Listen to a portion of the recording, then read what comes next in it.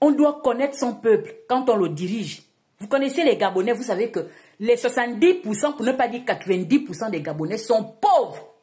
Donc quand un Gabonais réussit à construire une bicoque, c'est un exploit.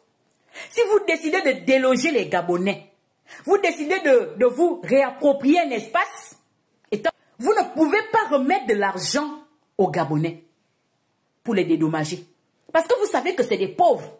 Cet argent ne sera plus forcément alloué à la construction. Ils vont faire autre chose avec. Vous devez étudier la mentalité de ceux que vous gouvernez.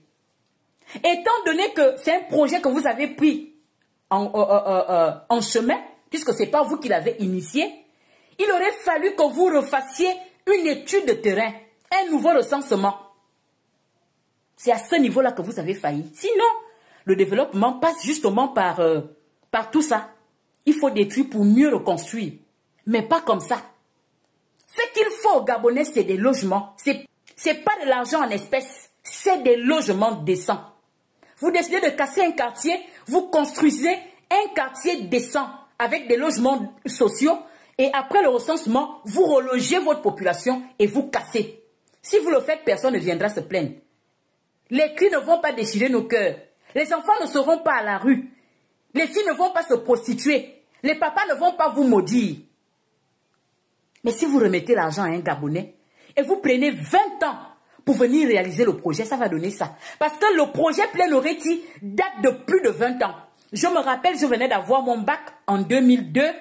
On avait déjà marqué les maisons de Plein Oreti derrière l'Assemblée, derrière Mbolo. Ces maisons-là étaient déjà marquées. Plusieurs étaient même déjà détruites. La population est venue reconstruire parce que la nature a horreur du vide.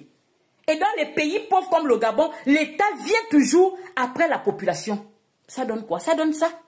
Vous allez dire aujourd'hui que vous avez recensé, vous avez payé, mais ça fait combien d'années? Vous pensez que les gens ont gardé cet argent? Vous pensez que la mentalité du pauvre, c'est d'abord d'aller construire quand il sait qu'il a déjà son toit et que les projets prennent du temps à aboutir? Ça ne peut donner que ça. Donc à l'avenir, Monsieur le Président, à l'avenir, relogez les Gabonais. Ne remettez plus de l'argent. Ne dédommagez plus avec de l'argent. Vous connaissez votre population.